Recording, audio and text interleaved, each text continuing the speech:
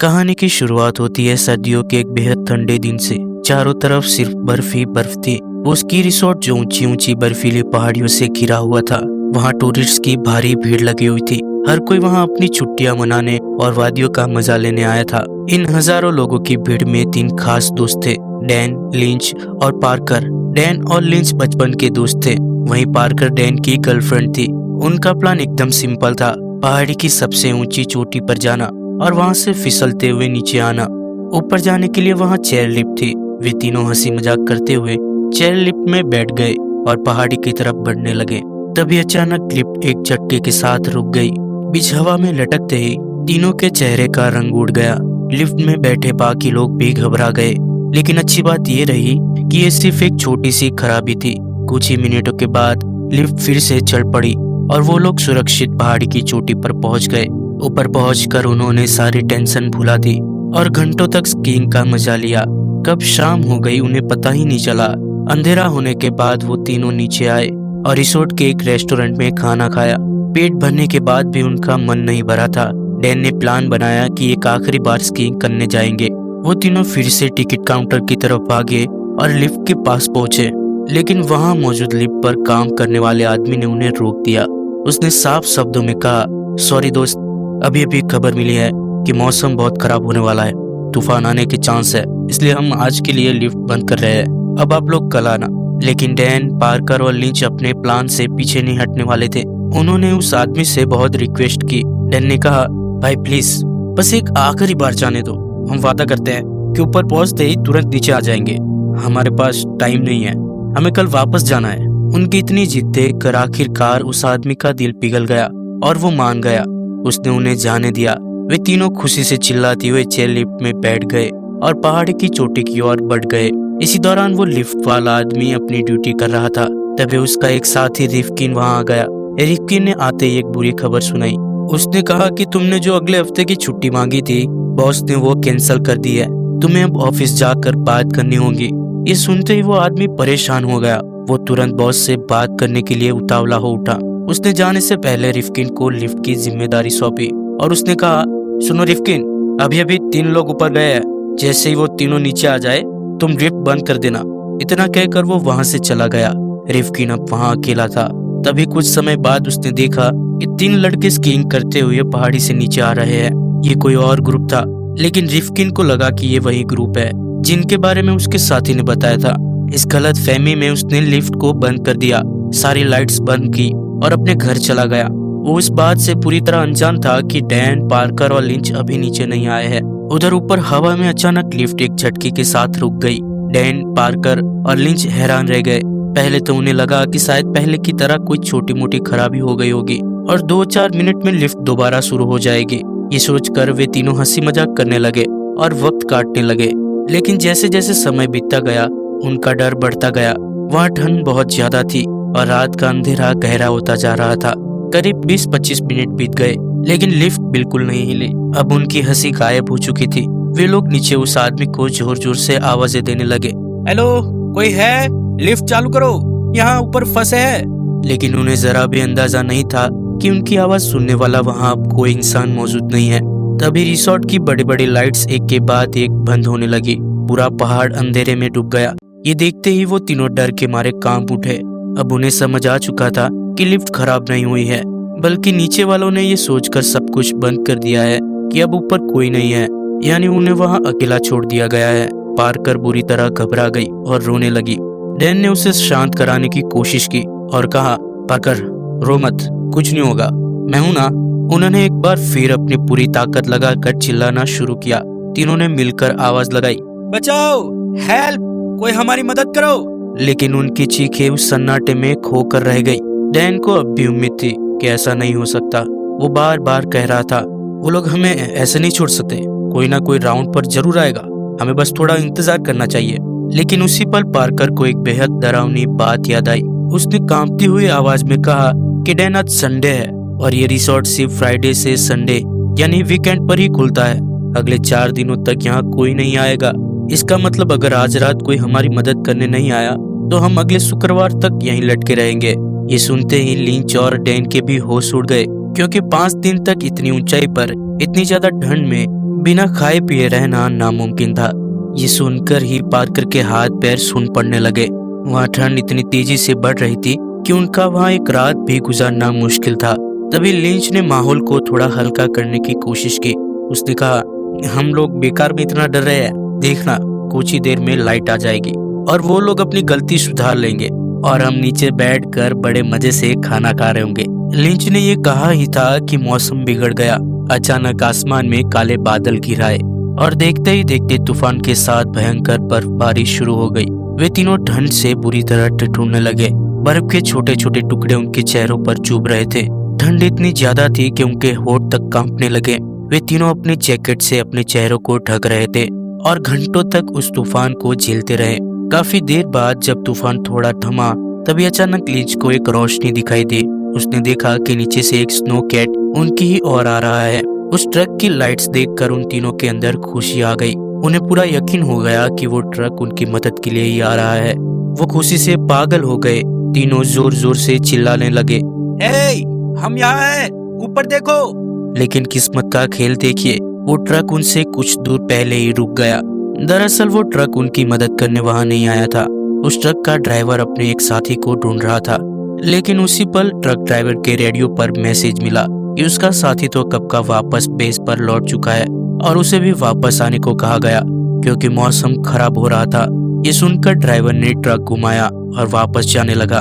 उसे वापस जाता देख डैन, पार्कर और लिंच की जान निकल गई। वे बुरी तरह घबरा गए और चिल्लाने लगे, लेकिन तूफान और ट्रक की आवाज के कारण उनकी आवाज ड्राइवर तक नहीं पहुंची। वो लोग जमीन से काफी ऊंचाई पर थे, इसलिए ड्राइवर की नजर भी ऊपर नहीं गई। ये देखकर उन्होंने उसका ध्यान खींचने के लिए जल्दी जल्दी अपनी स्की और चश्मा उसके गाड़ी के सामने फेंके, लेकिन वो ट्रक ड्राइवर गाड़ी बैक कर रहा था। उसका ध्यान पीछे था। उसने सामने गिरती हुई चीजों को नहीं देखा और वहां से निकल गया। ट्रक की लाल बत्तियां धीरे धीरे अंधेरे में गायब हो गई। इस घटना ने उनकी उम्मीदों पर पानी फेर दिया था। वे तीनों निराश हो गए। उन्हें समझ नहीं आ रहा था कि उनके साथ ये सब क्यों हो रहा है। हड्डियां जमा देने वाली ठंड अब बर्दाश्त के बाहर हो रही थी। मौत का डर अब उनकी आंखों में साफ दिख रहा था। ठंड के कारण पार्कर की स्किन में जलन होने लगी थी।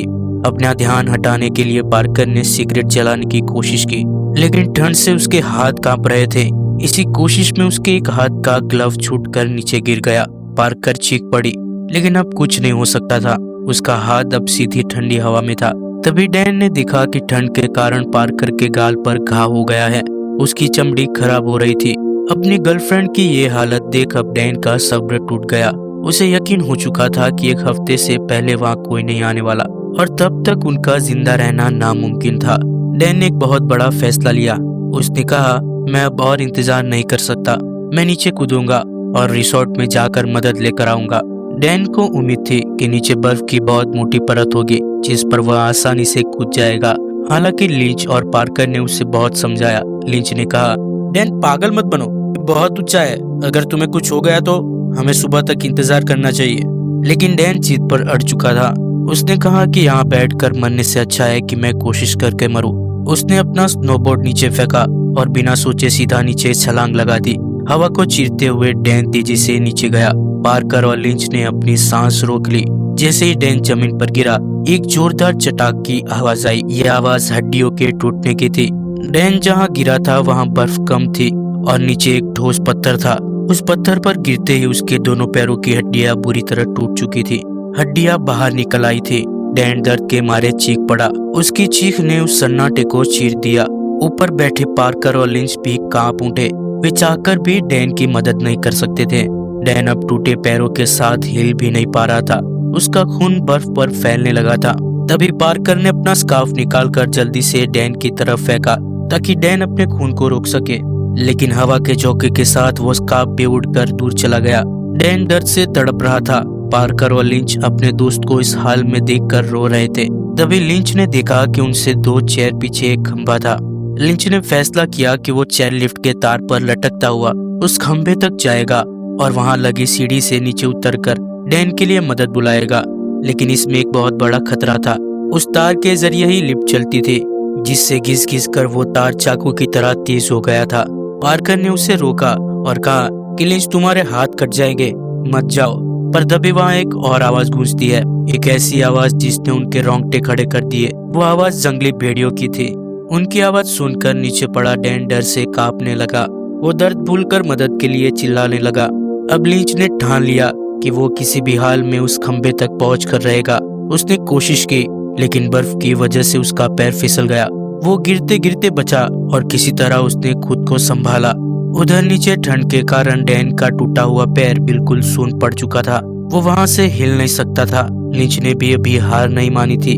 अब वो पार्कर के साथ मिलकर चेयर पर जमी बर्फ को जल्दी जल्दी हटाने लगा ताकि वो तार तक पहुंच सके।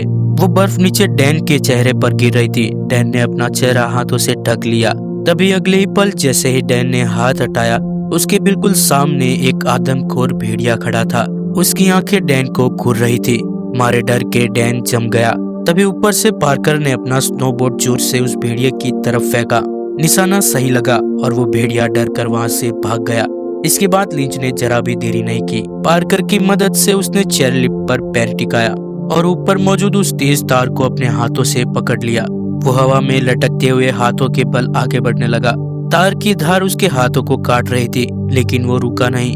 अभी लिंच थोड़ा ही दूर पहुंचा था कि तभी उसने नीचे कुछ देखा और घबरा कर वापस चेयर पर आ गया और उसने पार्कर से कहा, पार्कर, मेरी तरफ देखो, नीचे मत देखना, बिल्कुल मत देखना। लेकिन पार्कर खुद को रोक नहीं पाई। उसने जब नीचे देखा तो उसकी चीख निकल गई। नीचे भेड़ियों के एक झुंड ने डैन को घेर लिया था।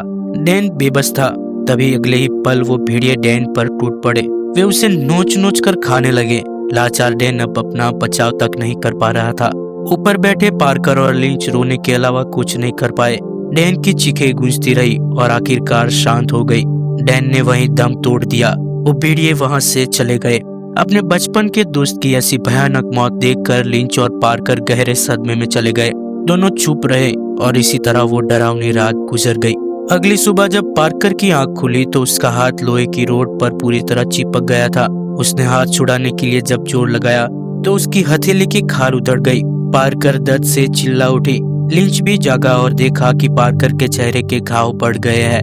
लिंच ने पार्कर को हौसला देते हुए कहा, हिम्मत रखो, आज मंडे है, शायद हमारे दोस्त हमें ढूंढते हुए यहाँ जरूर पहुंच जाएंगे। लेकिन पार्कर ने मायूसी से कहा, किसी को नहीं मालूम कि हम यहाँ पर है, कोई नहीं आने वाला। अब लिंच को वहाँ से निकलने का बस एक ही रास्ता नजर आ रहा था, तार से लटक कर खंबे तक पहुँचना। खतरा बहुत था क्योंकि वो तार तेज थे और उसके हाथों में ताकत नहीं बची थी। पार्कर ने लिंच से कहा, हमें थोड़ी देर और इंतजार करना चाहिए। वो दोपहर तक इंतजार करते रहे पर कोई नहीं आया। अब पार्कर उम्मीद खो चुकी थी। वो भी डैन की तरह नीचे कूदकर अपनी जान देना चाहती थी, लेकिन लिंच ने उसे डांटा और समझाया कि डैन ने अपनी जान इसलिए दी ताकि हम लोग जिंदा बच सके। अगर तुम भी मर गई तो उसकी कुर्बानी बेकार हो जाएगी। हमें जिंदा निकलना ही होगा। ये कहकर लिंच फिर से खड़ा हुआ और तार को पकड़कर लटक गया। वो आगे बढ़ा ही था कि अचानक चेयर का एक हिस्सा टूट गया। वो चेयर अब एक तरफ लटक गई। पार्कर घबरा गई। वहीं लिंच किसी तरह तार पर लटकता हुआ खंबे तक पहुंचने में कामयाब हो गया। उसके हाथ बुरी तरह कट चुके थे, खून बह रहा था। लिंच सीढ़ियों से नीचे उतरा। वो भी जमीन पर पहुंचा ही था कि अचानक वहां भेड़ियों का वही झुंड वापस आ गया। एक भेड़िया लिंच पर झपटा। लिंच ने पास पड़ी एक छड़ी से उस भेड़ियों को मारा। भेड़िया पीछे हट गया, लेकिन बाकी भेड़िए भी वहां थे। लिंच ने जल्दी से अपनी स्नोबोर्ड उठाई और पार्कर से चिल्लाया कि मैं मदद लेकर आता हूँ, और वो बोर्ड पर बैठकर वहां से नीचे की तरफ निकल गया। लेकिन भेड़िए भी उसके पीछे दौड़ पड़े। इधर पार्कर अब बिल्कुल अकेली थी। वो लिंच के वापस आने का इंतजार करने लगी, लेकिन जब कई घंटे गुजर गए और कोई नहीं आया तो उसकी बेचैनी बढ़ने लगी। एक और दिन बीत गया, पर ना तो लिंच वापस आया और ना ही कोई मदद। पार्कर रोने लगी। तभी उसने नीचे देखा, जमीन पर कोई भेड़िया नहीं था। अब उसने फैसला कर लिया कि वो कूदेगी। जैसे ही वो कूदने को तैयार हुई, चेयर का आखिरी नट भी टूट गया और पार्कर चेयर के साथ तेजी से नीचे गिरने लगी। लेकिन किस्मत से चेयर एक पतले तार में उलझ गई। पार्कर अब हवा में झूल रही थी। उसने देखा कि वो तार भी टूटने लगा है। इससे पहले कि तार टूटता, पार्कर ने चेयर से नीचे छलांग लगा दी। ऊंचाई कम होने की वजह से वो बच गई, पर चेयर उसके पैर पर आ गिरी। उसका पैर जख्मी हो गया। पार्कर दर्द से चिल्लाई, लेकिन उसने हार नहीं मानी। उसने घसीटते हुए और रेंगते हुए पहाड़ से नीचे उतरना शुरू किया। थोड़ा आगे जाने पर उसे खून के निशान दिखे। और आगे जाने पर उसने देखा कि भेड़िए लिंच की लाश खा रहे थे। लिंच भी नहीं बच पाया था। एक भेड़िए ने पार्कर को देखा, लेकिन उसका पेट भरा था, इसलिए उसने कुछ नहीं किया और चला गया। पार्कर ने राहत की सांस ली और रेंगते हुए सड़क तक पहुंच गई। वो सड़क के किनारे पड़ी थी, तभी एक कार वहां से गुजरी। ड्राइवर ने उसे देखा और गाड़ी रोक दी। वो दौड़कर पार्कर के पास आया और उसे उठाकर अपनी गाड़ी में लिटाया। उसने कहा, हिम्मत रखो, तुम सेफ हो। पर उस वक्त पार्कर को अपने दर्द से ज्यादा डैन और रिंच की मौत का गम था। वो दोस्त जिनकी वजह से वो आज जिंदा थे। पार्कर ने अपनी आंखें बंद कर ली और उनकी यादों में खो गई। और इसी के साथ ये कहानियां खत्म होती है। दोस्तों, अगर आपको वीडियो पसंद आई हो तो ऐसे ही और वीडियो देखने के लिए हमारे चैनल को सब्सक्राइब करना ना भूलें।